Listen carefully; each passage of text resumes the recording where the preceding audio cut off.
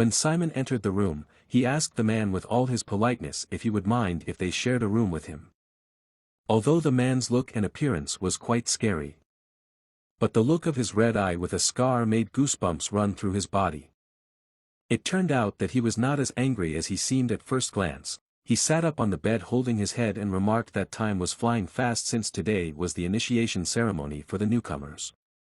He added that they didn't have to be so nice to him, he wasn't a professor, and after all, he was a freshman like them. Dick was still scared and hid behind Simon, who came closer to the bed and agreed, but made another mistake and called his new roommate Mr. Kizen.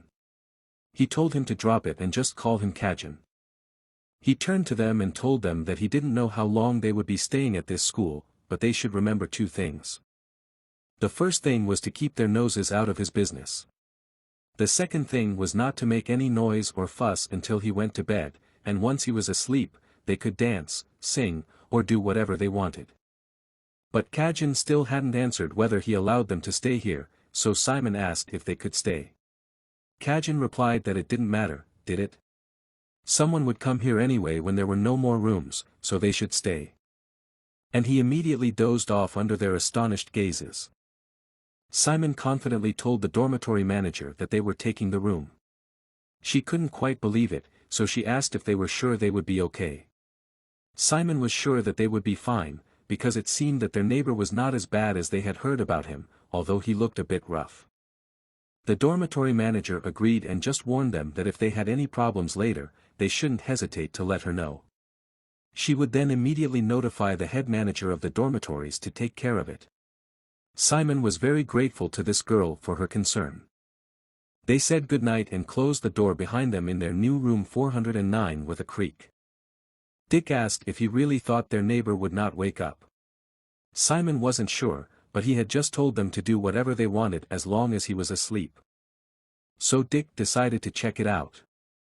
He threw the stack of books he was holding and they hit the floor very loudly, scaring Simon. And it turned out that Kizen was indeed still sleeping despite the noise. Dick was beginning to like him, and he said that in the end he didn't think Kizen was a bad person, as long as they followed his rules they had nothing to worry about. And since they had found their room and moved their stuff, it was time to take a shower. He had seen the bathhouse on the second floor on their way up and he was going to check it out. Simon asked quite cautiously, "A bath?" A minute later he was already shouting in excitement how much he loved her, and it was obvious because he was beaming with happiness. He had never felt so warm and soft. As they walked back together from the bath, Dick was surprised that he had never seen anyone so enthusiastic about an ordinary shower stall. He asked Simon with a smile if he had ever lived far away in the mountains or something similar. Simon replied that yes, something like that. Dick continued to talk and asked him to at least stop saying, "Wow," every time he pressed the buttons in the shower. Other students would not understand this behavior. Simon asked if he really did that. Dick assured him that he was, and now the whole school would not only be talking about him as special submission number 1, but now he would be called a bumpkin on top of being called a fake. Simon was ashamed of this prospect. They went into their room talking about how good it was to be in Kizen and how lucky they were to be here. They probably all wanted to be here. But whether or not they could stay here depended on their grades. Simon had heard that only 300 or so students in their second year were supposed to stay. Dick said that this was true. There are so many cohorts of students now only because there is still a period of student protection and they just have to wait a little bit and they will see at least half of the students drop out right away. But Simon didn't know what the protection period meant, so he asked what it was. Dick explained to him that it is a period when professors cannot officially evaluate students and give them grades. During this period professors cannot personally communicate with students and they cannot expel students at their discretion. They also can't harm students, and there are so many other things that are forbidden, he can't remember them all. Simon was shocked by this information, so he was still being lenient in everything that happened today. What would happen next? Dick continued that after this period, expulsions would be a constant occurrence due to lack of academic performance, lack of visibility of future success, rule violations, unsatisfactory homework, and other lesser reasons. But, if he can hang in there at least until the end of his first year, he can expect to find a job almost anywhere in the future. And if he can survive the intense competition and officially graduate, then he will be a leader in an era that will move entire continents. And Dick pointed his finger directly at the surprised Simon. Then he added that he would be able to become absolutely anything, except a member of the royal family. Although in fact, some small kingdom might offer him a princess to marry if he could graduate from Kizen. Simon heard this and asked if he wanted to become a nobleman. Dick replied that no, although there would be many advantages if he were one, it was not his goal. Simon then clarified his question, what then is his goal? Dick held up his hand and showed him how he rubbed his fingers in a well-known gesture. Money, that was his main and probably only goal. Simon now had an idea of what lay ahead and was serious about working hard to stay in Kizen as long as possible. He started rubbing his ring that Lorraine had bought him. Dick had already started to say that if he ever needed money, he would. When suddenly Simon opened his subspace and a box with a set of dice flew out, surprising and maybe even scaring his friend a little. The latter was amazed and did not hesitate to show it, he just bombarded Simon with questions. What is this? And how did he just do that? Simon explained that it was subspace. And in his hands he was holding a skeleton kit for an island ratman. He had bought it when he was shopping with Lorraine, now he was going to practice to catch up with the other students who were taking the preparatory courses. Dick couldn't believe that he was going to practice after they had just come from class, and Simon replied that he just didn't want to forget everything he had learned and experienced today in summonology class. Then he asked that this time he was going to put it together in the right order this time, right? But Simon replied that he wanted to try again, to trust his gut feeling this time. He began to assemble the bone by bone, following his gut instinct. Dick watched him fascinated. A few minutes later, another unusual skeleton Simon had assembled was walking across the floor. Dick looked at it and noted that it was the same as the one he had collected in the classroom. Simon replied that yes, in general it was the same, but it should have been better, because he spent more time on it, but one of its legs was wobbly for some reason. Despite the fact that it was a skeleton, it was even somewhat cute. Dick said that despite his shortcomings, Simon had made a skeleton that he probably would never be able to. Simon apologized to his incomprehensible creature, who was looking at him questioningly. And the next moment he broke it into its component parts with a crunch. His friend was very surprised by this behavior. He asked what was wrong. It was such a beautiful skeleton, why did he destroy it? Simon did not answer, absorbed in his thoughts, and this made Dick worry about him. He was absorbed in the memories of today's summoning class, recalling the words of Professor Aaron, who said that skeletons formed with summoning magic have a tendency to take their original form, and showed how easily two bones can be joined as if by attraction. The official name for this phenomenon is restoring force. Simon also remembered that this phenomenon was also called the attraction in the field. He closed his eyes, exhaled, and focused on his inner sense. And he began to clearly feel every bone scattered around the room. Nothing else mattered to him now. Because skeletons have a tendency to go back to their original form, so if he remembers the sequence, assembly shouldn't be hard. With a rattling sound, the bones that had been lying close to each other began to slowly move closer together. Simon looked closely at the skull, which was quietly clicking on the floor, and he had an idea. Instead of manually reassembling each bone by hand, he could simply use summoning magic to make them reassemble themselves to their original shape. So he stood up and pointed his hand at the pile of bones on the floor and said, "Restore." And in a moment, the skull's red eyes lit up and the whole room was filled with the sound of bones breaking.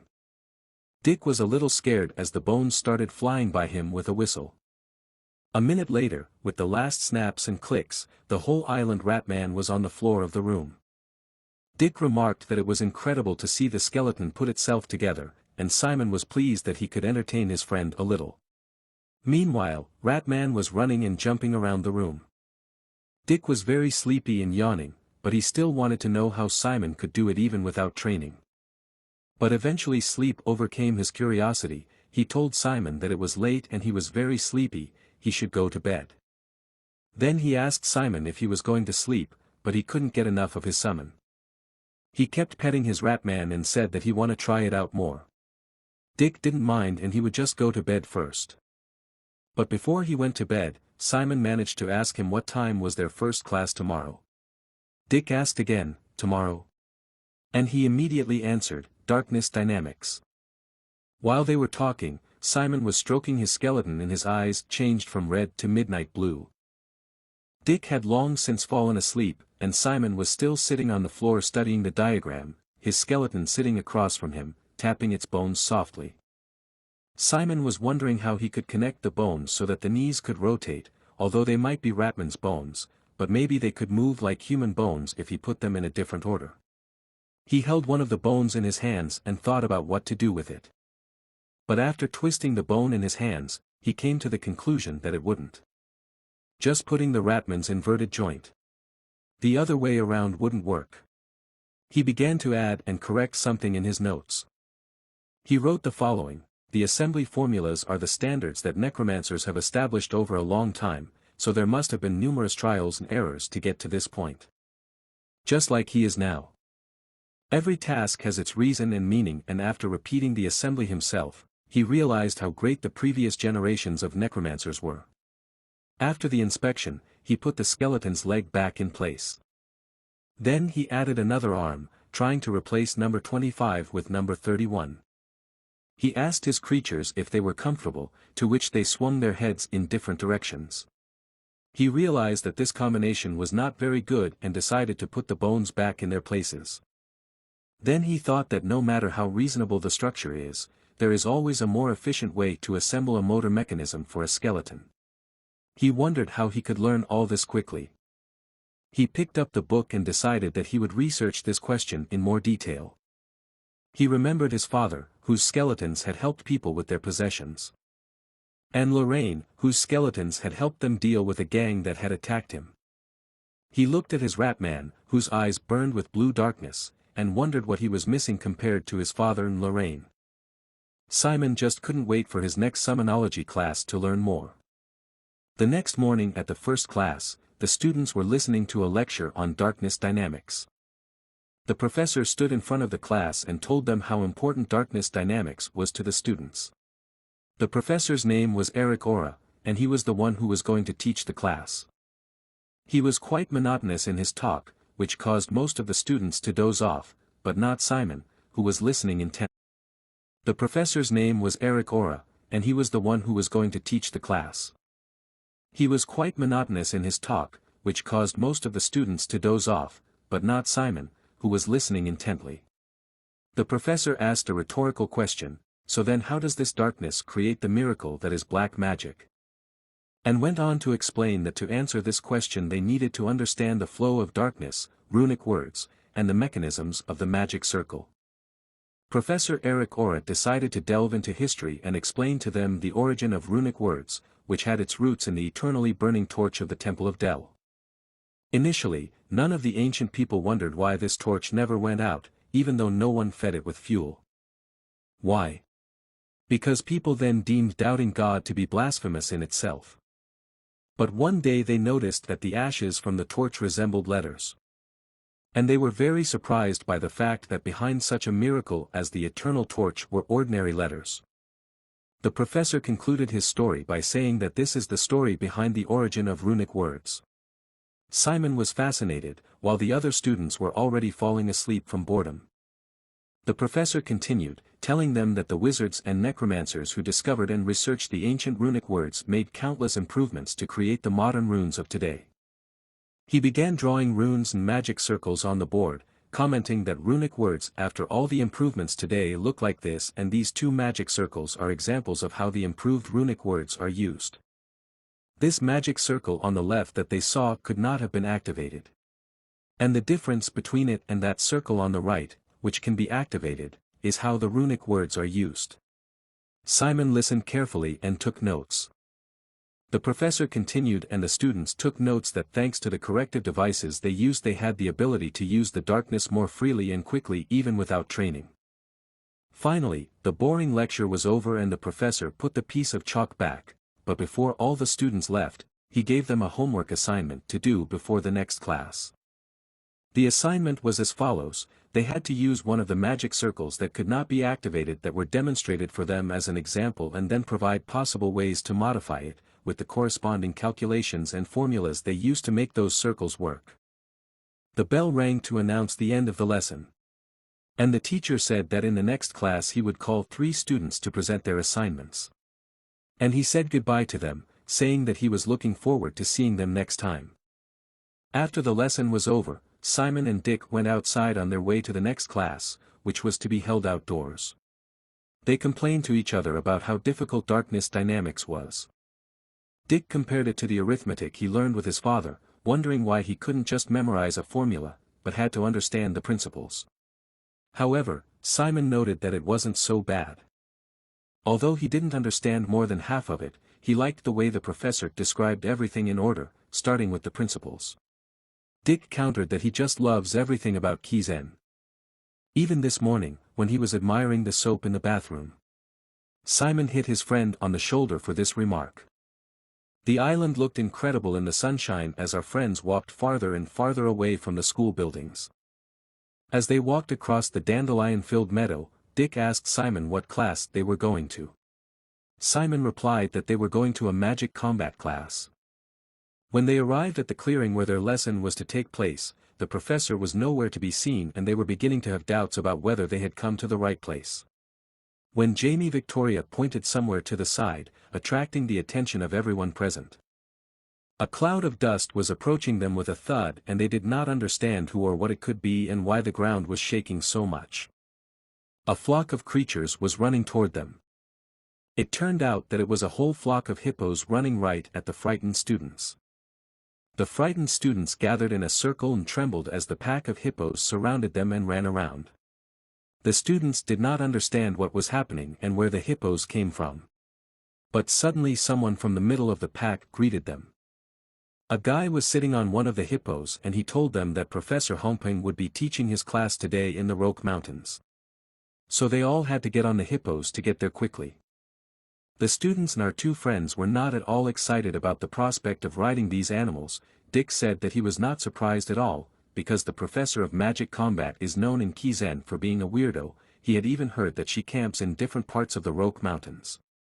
Simon couldn't quite believe it. Some of the students began to resent the fact that they had to ride it, even though the hippos looked friendly enough. But the noble students demanded that they put a rug or something on the animal's back before they got on. But the man who brought the hippos here was not at all happy with this attitude and began to gather darkness around his feet. And then he jumped incredibly high with a flip in the air under the admiring gazes of the students. And he began to land directly on that disgruntled nobleman who was shocked by this turn of events. And the man landed right on top of him, driving him into the ground. The others began to complain about what he had done. How could he stand in their way? They were Kizen students, how dare he be so brazen? The man asked again, a servant? He angrily told them how uneducated the new students were these days. He told the already frightened students that they should call him Ta, not servant. The students began to nervously apologize, especially the one on the ground. Simon, watching this scene, commented that they don't change, do they?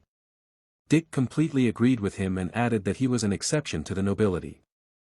After dealing with the impudent nobles, the man told everyone that they were a little behind schedule, so everyone had to get on the hippos quickly.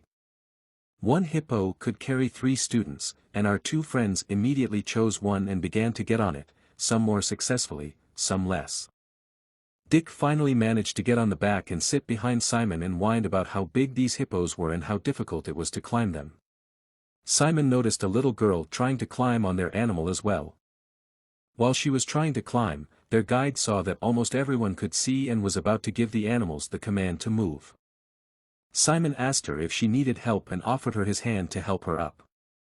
She grabbed his hand and was very grateful for the help. Simon quickly lifted her up and sat her down in front of him.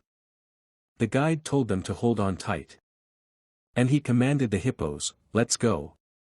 They quickly ran off with the students on their backs, kicking up clouds of smoke. During this fast trip, the girl Simon helped tried to thank him, but because of the speed and stomping, she only gave Simon a few slaps with her hair and he heard nothing.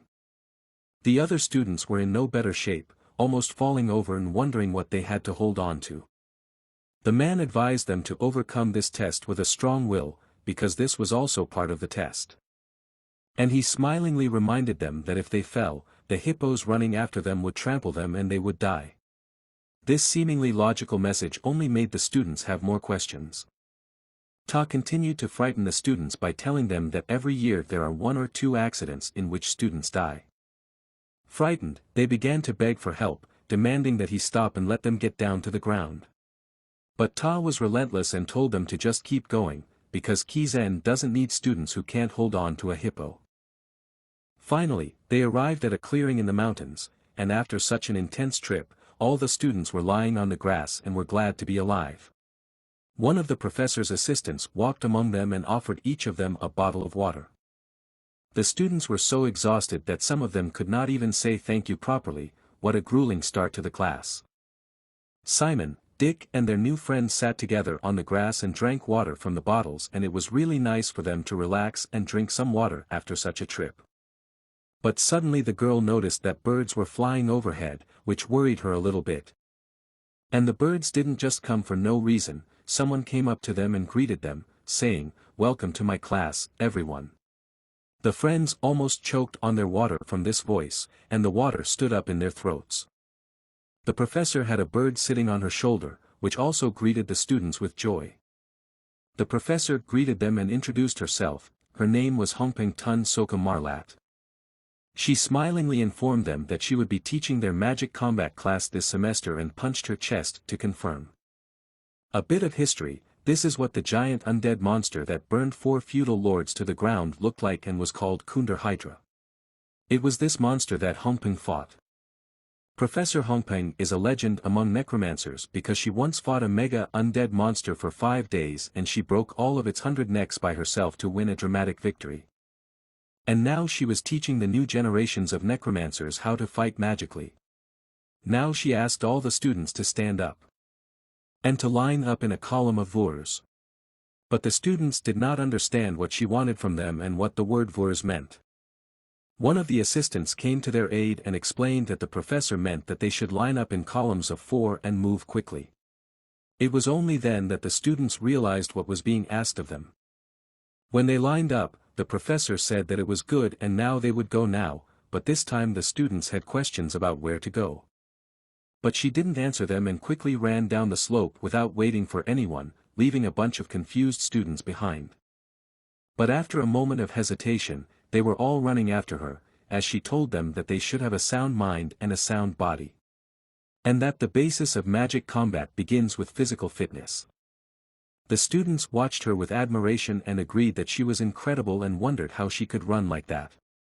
Simon thought that they also had 2 arms and 2 legs, but their professor was on a completely different level. She continued that the basis of the subject of magical combat is to enhance one's body with darkness and learn combat strategies that their body can use. But there was something strange in her pronunciation of the words, and so the students who ran after her did not understand everything she said. The professor was saying that necromancers who mainly use magic combat are called the battle necromancers. If they reach a certain level of training, the darkness will flow over their bodies as softly as silk. It will also form something similar in shape to a garment that necromancers call the dark robe. This is the very skill that characterizes combat necromancers, and she also warned them to be careful, because of the large number of trees ahead. Poor Dick, who was not used to moving around so much, whined about how he envied the children who had a talent for magical combat. Simon, who looked a little better than him, asked, "Talented kids?" He looked around and saw students running and jumping through trees as if gravity were a joke. And he agreed with Dick that it seemed that while they were suffering here, those students seemed to be having fun. Dick could barely stand up and sweat was pouring down his face. He asked Simon if he was okay. And he answered that yes, he was fine. This answer surprised his friend, who asked him how he could still be fine. Simon told him with a smile that he also had many mountains in his country and it was fun to run around in the mountains like he used to. Dick told him that he was a monster and he was so jealous of him.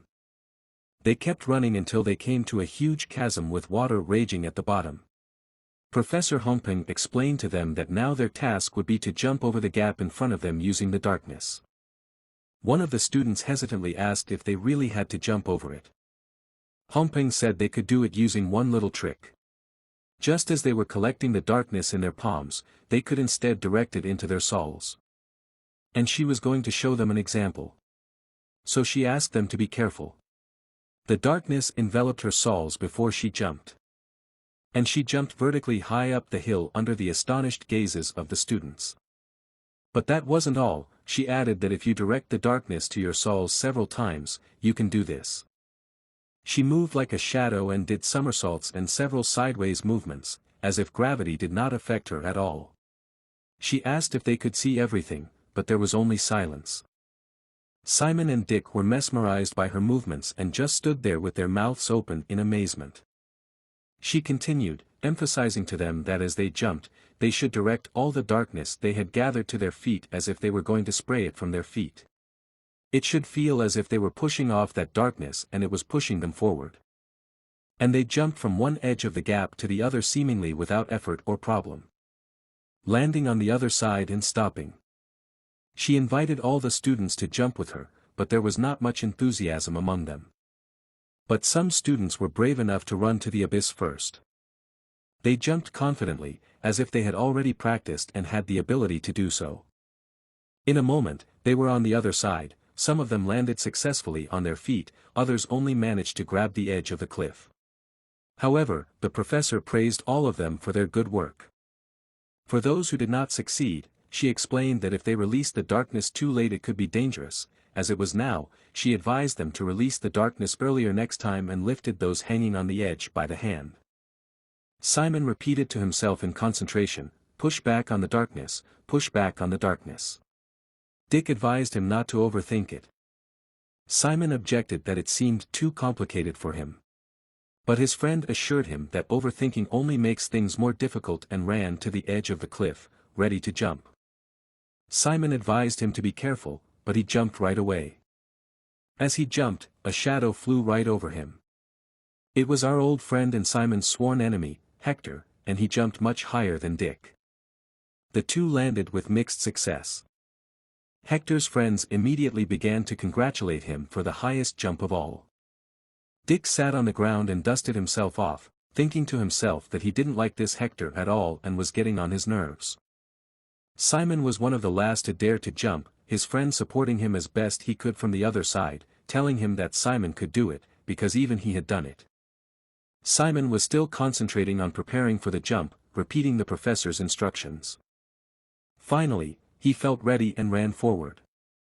He jumped and gathered all his darkness in his souls and pushed off. Even Hector and his henchmen had to notice how high Simon had jumped, and they had been waiting for him to fail. He was still flying over the cliff when Dick shouted at him that it was incredible. Simon finally landed and everyone began to congratulate him on his wonderful jump. Dick was especially happy that he had wiped Hector's nose. Simon was over the moon. He shouted with joy, "I did it." Even Professor Humping was amazed and stunned by his jump, not to mention the other students. Almost everyone was happy for him and congratulated him. It was a real victory for him and he could not contain his joy. However, his joy was not shared by everyone. Hector gritted his teeth and furiously held back everything inside him. His hatred for this Simon, who had already beaten him for the second time, was growing more and more. The professor happily announced that everyone seemed to have crossed the chasm, but they had to wait for the students who had fallen a little bit down, and as soon as they got up to them, they would all go to a new area to continue the lesson. Simon was beaming with happiness and answered her happily, "Yes, Professor." On the way back, Dick turned to Simon and asked him, holding out the book, if he wanted to check it out. Dick looked at the book and asked with interest what it was. When he opened the book he replied that it was a list of students they had to recruit for the group classes that were to start next week. Dick also added that he thought they should start preparing now. In addition, he had already listed and written down everyone's names, strengths, and characteristics in a notebook. Looking at the notes in his friend's notebook, Simon asked with surprise and admiration how he had been able to research all this. To which he replied that it was a trade secret. Watching his friend's joyful face as he continued to talk excitedly in his notebook, Simon couldn't help but notice that while he struggled to keep up with his lectures, Dick managed to find time to observe others even during class. It was clear to him at that moment why he had come to him and not to Hector, for after observing him he had come to the conclusion that he could not get along with him. Turning to Dick, Simon asked him what his opinion was based on the results of the study. He hid his notebook and replied that most of the students in their class were highly qualified, and all of them were pretty good, but... Pointing to the pink-haired girl who rode the hippo with them, Dick noted that she might be expelled as soon as the protective period expired. Adding that there were only 2 kids in their class who couldn't jump over the abyss, and this girl was one of them. She was also very shy, which could lead to bullying. Suddenly, a loud voice was heard from Professor Hongpeng, who started running and shouted to the students to follow her as they were already delayed. The tired students who were hoping for a break sighed pitifully. Simon, saying that this class was so fun and dynamic, followed her with eager eyes, while Dick, who did not particularly share his enthusiasm, marveled once more at his friend's fervor. The next instant, however, something caught Simon's eye. Suddenly a pack of hippopotamuses appeared in the distance and rushed toward the students, creating dust and vibrations on the ground. When some students saw this, they immediately reported it to Professor Hongpeng, hoping that she would be able to help them. However, to their confusion, it was as if the professor had fallen underground and she was nowhere to be found. Realizing this and seeing a herd of hippos running straight at them, the students panicked. Realizing the pitifulness of the situation, Simon noted that it was very bad and something had to be done. Standing in front of the hippos that were about to reach him, he gathered the darkness in his legs. Then at the last moment he jumped high into the air in front of the hippo. Remembering Dick's words that they would not be in any danger during the students' defense period, he was confused, for he could not understand whether it was all a setup or not. Still in the air, he concluded that if someone could not dodge, he would probably be badly hurt. However, as it turned out, his worries were in vain. The students were able to avoid the bull's attack without any problems. Some cast a curse of exhaustion, others blocked the attack with a shield or simply climbed into trees where they were out of range of the behemoths. Dropping to the ground near Simon suddenly appeared Cindy, who greeted him with a smile on her face. As he landed and realized that it was too early for him to play hero and worry about others, Simon heard someone call out to him. It was Dick, hanging from the pole, who asked him if he was all right, to which Simon nodded affirmatively.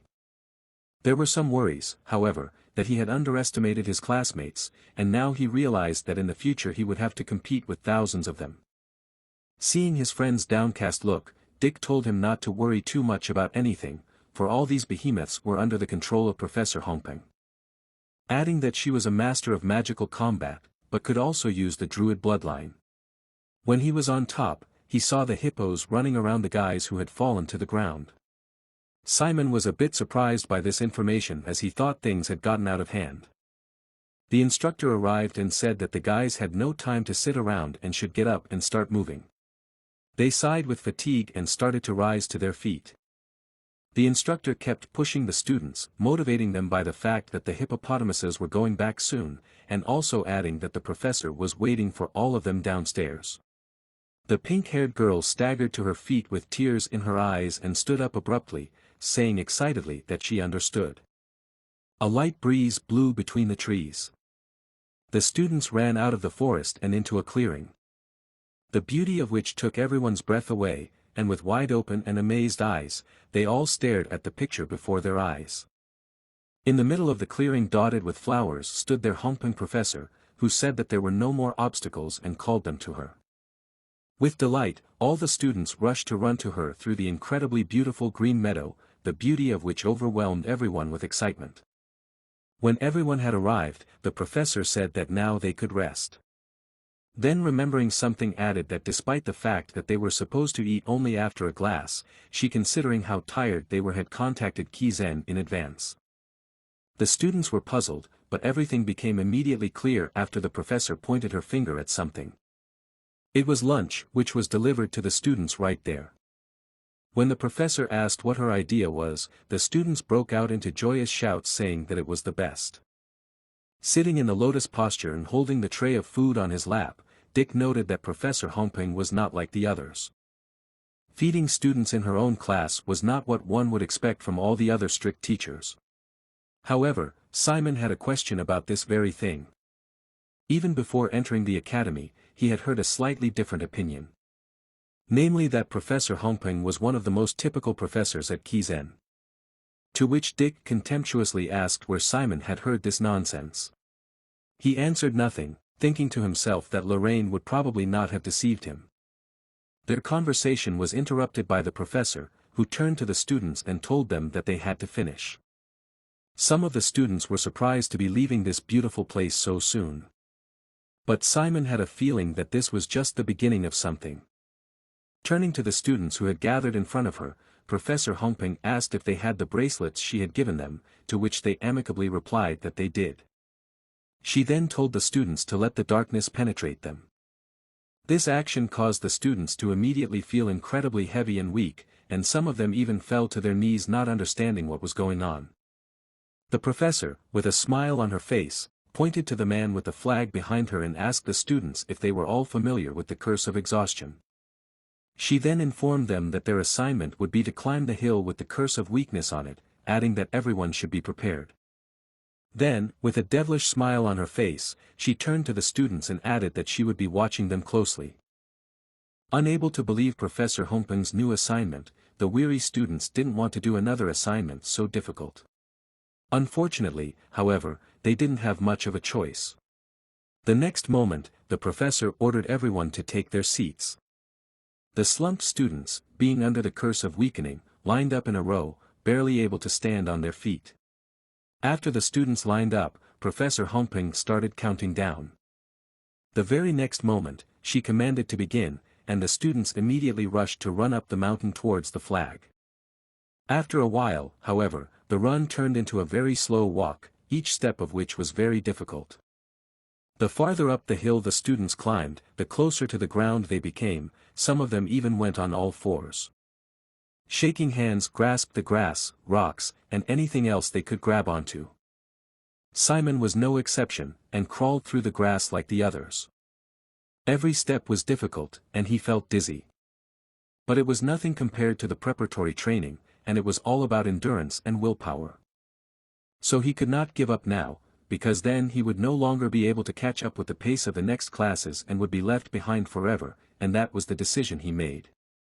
I will do it no matter what. Simon said to himself in a firm voice as he prepared himself for the challenge he had to overcome. Hector, who was also climbing on all fours and who was only a little taller than Simon, saw him catching up with him and snorted irritably, as he could once again prevent him from taking the first place. He was angry and surprised that even though he had weakened the fatigue spell with his own techniques to get ahead, Simon had managed to keep up with him even without any tricks. But Hector wasn't about to give up. And with more speed he decided that this time he would definitely win. Standing at the top of the mountain, Professor Humping cheered up the guys telling them that they were almost there.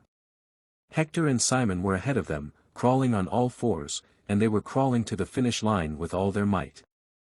And each of them was not going to lose to the other, holding out their hands they said to themselves that this time they would definitely take first place. But their hopes were not to be realized. A foot stepped in front of their outstretched arms. It was none other than Maylene Willen. She walked lightly to the flag as if not feeling the fatigue. Professor Humping immediately announced that she had won first place, while Simon and Hector stared at the girl with shocked looks, not understanding how this could be. After congratulating the girl on her victory, Professor Humping asked her what she had done to walk as if there was no curse on her. To which she replied that she had simply unlocked the resistance formula of the fatigue curse. A little surprised and praising the girl, the professor told the one that she could rest. Hearing this, Simon and Hector were even more shocked, as they didn't know that breaking the curse wasn't forbidden by the rules. Suddenly one of the assistants turned to the professor and told him that they had a student with a sprained ankle, to which she immediately replied that she would take a look. She waved goodbye and congratulated them on being almost there and headed off to help, leaving Simon at a loss. With an annoyed sigh, Hector got to his feet and headed up the hill, saying irritably that he must be being bullied. After he climbed the mountain, the professor's assistant immediately informed him that he had won second place. Simon was left sitting on the ground not knowing what to do. Hector approached Mei Lin, who was sitting under a tree. He asked her in an annoyed voice why she had broken the curse even though they were in a magic class, adding that she wasn't the only one who could do it. However, the girl looked away and said she didn't care what he said. But Hector didn't want to be ignored and said that she really didn't know anything about the world, since she lived like a princess imprisoned in a tower. Mei Lin looked at him and asked him if he wanted to fight her. He replied that he had no intention of doing so, but was only telling her the truth, saying that professors don't evaluate them during the defense period. However, during that time it's important to show that you're doing well to get attention. Adding that what she just did will most likely only take away Professor Hongpeng's trust. Not intending to be lectured by him, the girl mockingly asked if he was so hurt by the defeat that he decided to take it out on her. He replied that he was just telling her to stay out of his way. Then turning around and intending to leave, he added that he had no interest in her at all.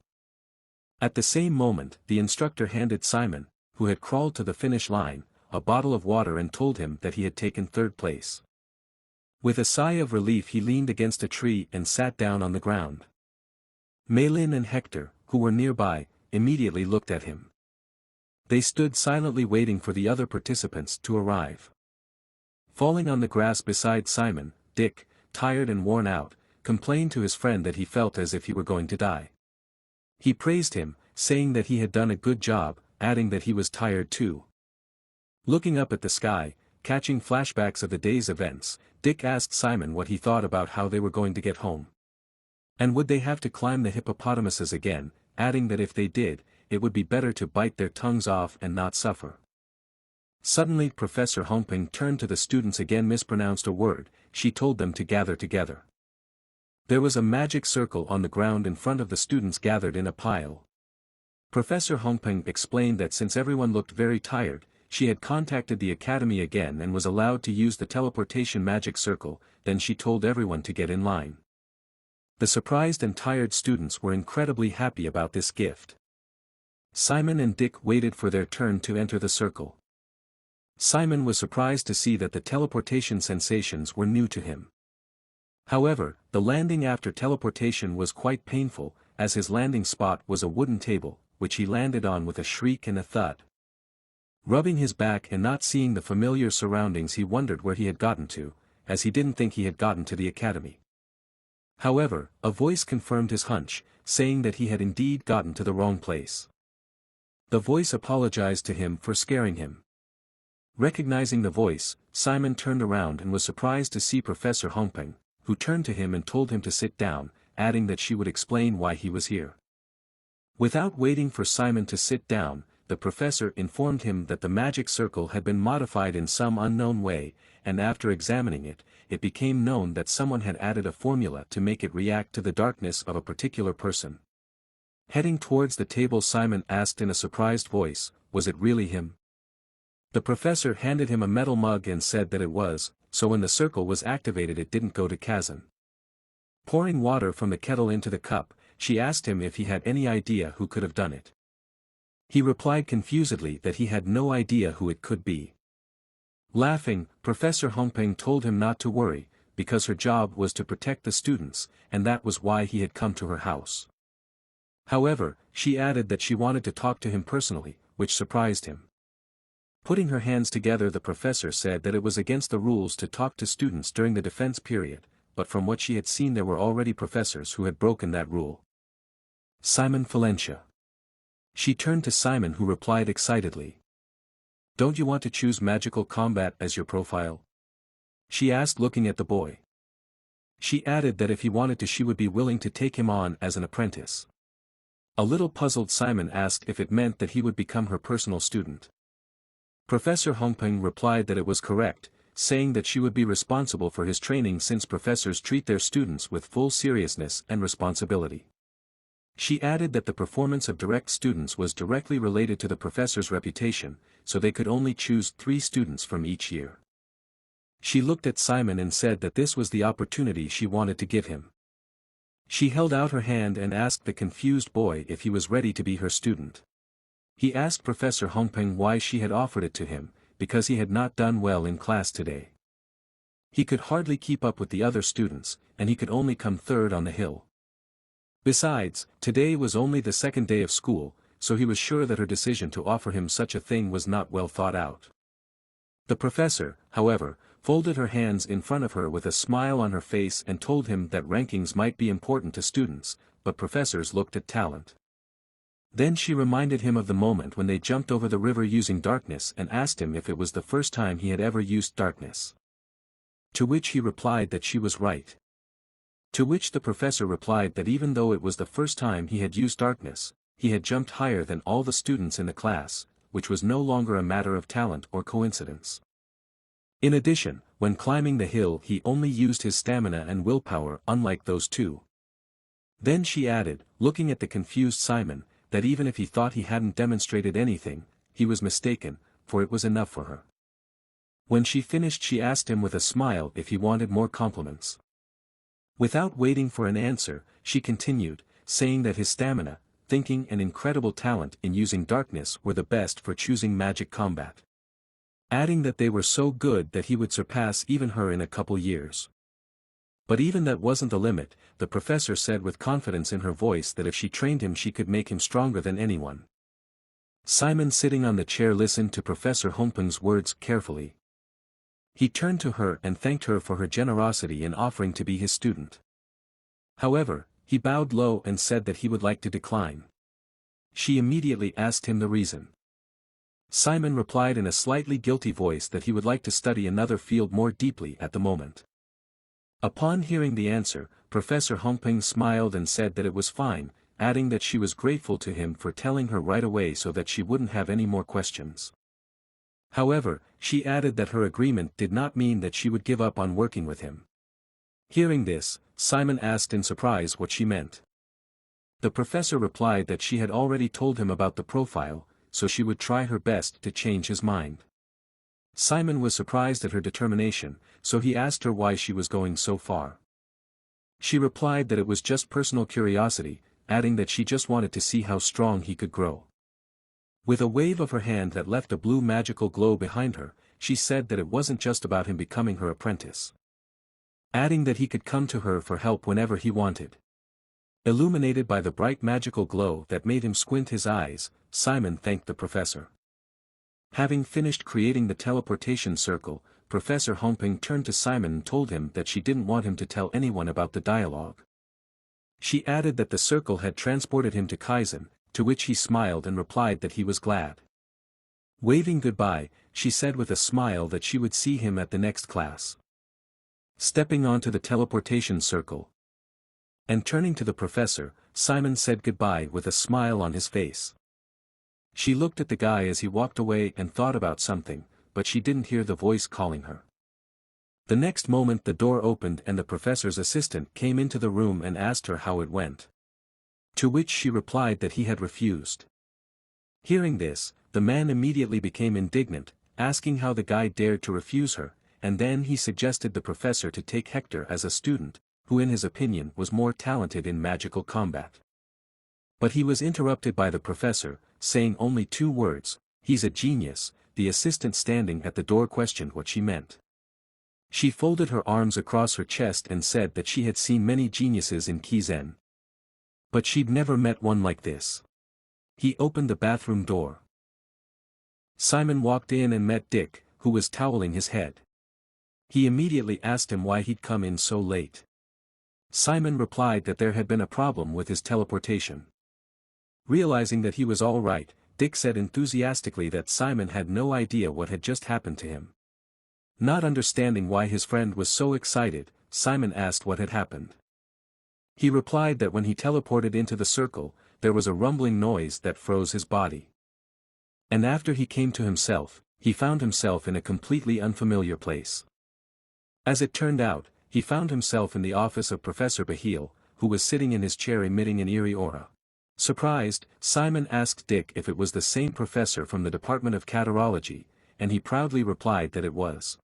Simon asked him what had happened afterwards, wanting to hear the rest of the story. Dick replied that afterward the professor had made him clean his office. In spite of what he was doing, Dick's eyes lit up with joy, because according to the Kizen alumni, professors often guide students in this way. Adding that this was probably what had happened to him and he probably had a chance to be his student. When he realized this, he started jumping up and down and shouting about how cool it was to be a direct student of the professor, because he could enjoy his school life, and if he was a direct student of the professor, he could avoid even being expelled. Simon tried to calm down his restless friend. But he clenched his hand into a fist and said that he couldn't calm down so easily. Hector, who had heard the noise Dick had made, said it was the stupidest nonsense he had ever heard, adding scornfully that a pathetic commoner like him would never be a direct student of Professor Bahil. Hearing the boy's contemptuous words, Dick mockingly asked him if he was so hurt by the words, asking if it was because the professors weren't looking at more than just him. Being angry at the guy's words, Hector said in an irritated voice to watch his words. However, Dick was not going to back down, saying that he had seen the likes of him many times before. Then he added in a mocking voice that he had heard that he had almost fought with Mei Lin in the magic combat class. Then he added that they were equals in this place, so he advised him to stop pretending that he had an advantage because he was trained by the Moore family. He then said that it was probably not Mei Lin who didn't know how the world worked, but him. These words made Hector furious. In the next moment, a large red magic circle appeared in his hand, which was aimed directly at Dick. As a result, many strands of red magic smoke coiled around the guy's body, which, judging by the expression on Dick's face, brought him quite a lot of pain. Simon rushed to his friend, asking what was wrong with him. But Hector did not plan to stop there. He lifted Dick off the ground with his magic and called him a pathetic piece of trash.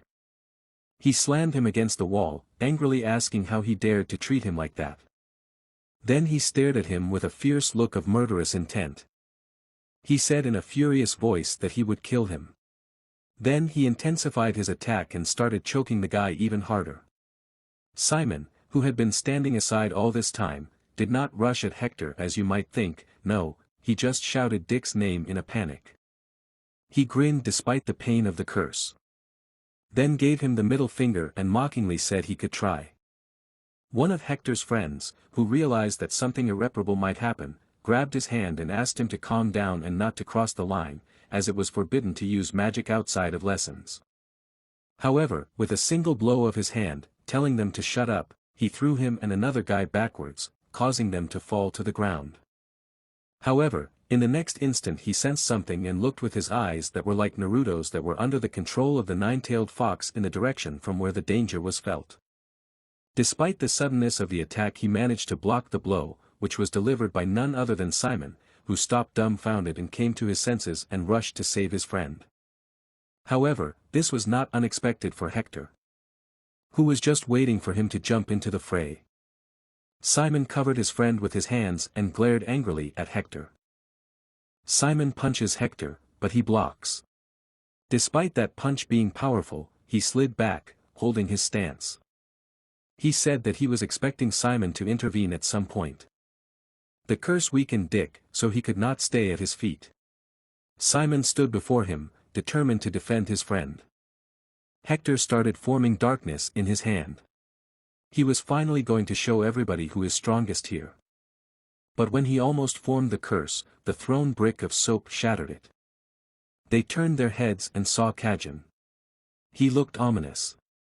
He had only a towel cinched around his waist so they could see his muscular upper body with scars. He commanded them to keep it down, warning that he would break their necks if they did not. Hector ignored that and wondered how Kizen was still staying in school. His friends were terrified. They heard rumors that that guy got suspended for beating up other kids. However, Hector couldn't be easily scared and threatened Kizen to watch out. He added that he will not let things slide like this again. At this moment, the guys behind Kizen thanked him for help. But he turned back to go out, telling them to shut up and left, slamming the door.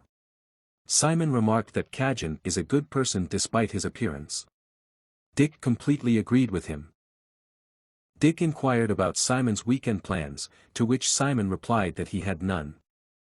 Dick explained to Simon that spending weekends with a goal in mind is super important. For example, the weekend schedule is more important for him than weekday classes. He is going to Rachet, a town below the school's land, to make a business there. Money is vital for successfully graduating from Kizen. Despite the school paying living expenses for students, it's not nearly enough to advance to higher grades. Dick would like an academic scholarship for extra money but couldn't get the required high grades. So, he would use his special abilities as early as possible to earn money. He also advised Simon to figure out how to earn extra cash. Professors aren't going to give out in-class materials for free like now once the student protection period ends. The money you get from school isn't enough to buy all the needed materials. So, all upperclassmen have their ways of earning money. And also, because of Simon's interest in summonology, he needs money the most. For this scholarship, students need a lot of expensive materials. Simon replied that he never thought they needed to be self-sufficient in extracurricular activities to survive in school. This thing startled him. Dick offered that he establishes himself in Rocha's town so he would be able to arrange some job for Simon. But Simons told him that he must learn to make money independently. Dick gathered all the needed things and said he was going out to take care of tomorrow's schedule. But Simon worried that then was a late hour and what would be if the headmaster caught Dick. Dick told him that despite the strictness of school, they respected autonomy, so it was okay as long as he didn't get caught. Dick left, and Simon remained alone. He was sitting, eating snacks, and thinking what to do right now. Suddenly, someone appeared outside of the window. He had heard sounds, turned his head, and saw Archbold glancing at him from the window. He opened the window for her and asked how she got there on the 4th floor. She didn't give a serious answer and just climbed into the room. They sat together in the room, and he treated her to snacks. She was happy to have them because she couldn't eat sweets at home. She asked how his first time at school was. He told her it was fun because the professors were incredible, everyone was nice, and the classes were fun. He thinks that he is well suited for this school. Despite a bit of struggle at first with help from friends, he got used to it. She light-mindedly replied that she thought he might suffer a lot because he arrived at school without learning anything beforehand. Nephthys told him their conversation reminded her of when Richard studied at the same place. Simon couldn't believe that his father was also a Kizen school student. She said that Richard was no joke and that although I seemed very mature, he was quite the troublemaker and a walking disaster. On top of that, he was too clever for his own good. He used to get himself into trouble by mocking the professors and attempting to skip classes. On several occasions, he had to be physically brought back to class to ensure he didn't miss out on important lessons. Simon couldn't believe what he'd heard. Father, who he knew was completely different. So he asked Nephthys Archbold if his father graduated from school and was shocked to hear that he dropped out. She said that the school was too small for such exceptional student. She described him as a special case in many ways. Being young at that time, she couldn't handle him that well. Nephthys plopped down on the bed on her back, remembering her youth. And then she suddenly got up from bed while saying that his father practically turned the whole Roke Island upside down. So, if Simon looks closely, he might find traces of his father. She advised him to pay close attention to that for a more enjoyable school life. And then she told him she should leave because she had a schedule. When she climbed out the window, she thanked him for the snacks and left him origami. Unfolded origami turned out to be a map with his location and skull drawn as a destination by a dashed line. He remembered what she told him about his father's deeds and decided that this map somehow connected. He walked in the forest at night. It was filled with owls' hoots and other scary sounds. Simon already wasn't sure that it was a good idea.